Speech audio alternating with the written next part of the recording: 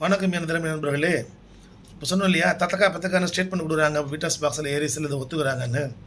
அதையெல்லாம் அவர்களுக்கு எதிராக பயன்படுத்த முடியுமா அப்படின்னா பயன்படுத்த முடியும். ரைட். உதாரணமாக இப்போ டிஆர் பாலுவை வந்து அண்ணாமலை அவர்கள் வந்து குறுக்கு விசாரணை செய்கிறார் சைதாப்பேட்டா கோர்ட்டில். அப்படி சொல்லும்போது சில ஸ்டேட்மெண்ட் எல்லாம் அவர் வந்து உளறிடுறாரு.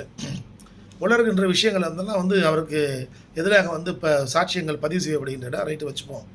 இந்த சாட்சியங்கள், இந்த நீதிமன்றத்தில் இருக்கக்கூடிய இந்த சாட்சியங்களை வைத்து நாளைக்கு டிஆர் பாலு மேலேயே ஒரு தனியான ஒரு வழக்கை வந்து தாக்கல் செய்ய முடியுமா? இங்கே டிஆர் பாலுன்னு அப்படி சொல்கிறது ஒரு உதாரணத்துக்காக சொல்லுகிறோம்.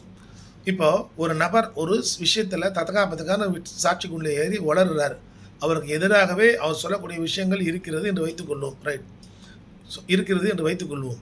இப்போ அந்த சாட்சியம் பார்த்தீங்கன்னா அவர் அந்த சாட்சியத்தில் டைப் அடிக்கப்பட்டு அந்த நீதிபதியின் முன்னர் வந்து அவர் கையெழுத்து போடுறார். இது என்று ஸ்டேட்மெண்ட்னு ஒத்துக்கிறதா ஒரு ஸ்டேட்மெண்ட். ரைட்.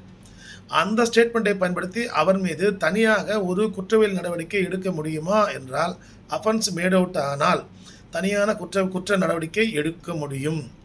ஸோ இதனால தான் சில பெரிய மனிதர்கள் சாட்சி கூண்டில் ஏறி சாட்சி சொல்ல வேண்டும், எங்கேயே நாம் ஏதாவது நடந்ததை உளறி விடுவோமோ என்ற பயத்தில் தான் வந்து சாட்சி கூண்டு ஏறுவதற்கே தயங்குகிறார்கள்.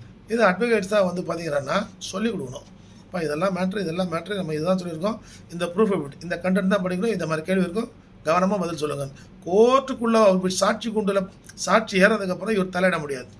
ஏன்னால் அந்த சாட்சி வந்து நீதிமன்றத்திடம் ஒப்படைக்கப்படுகிறது. உண்மையை தெரிந்து கொள்வதற்காக நீதிமன்றம் வந்து அவரை குறுக்கு விசாரணை செய்யும். அதில் யாரும் தலையிட முடியாது. ஸோ சாட்சி ஒருவர் நீதிமன்றத்தில் கொடுக்கப்பட்ட சாட்சியானது அவருக்கு எதிராக பயன்படுத்தப்பட முடியுமா என்றால் பயன்படுத்தலாம்.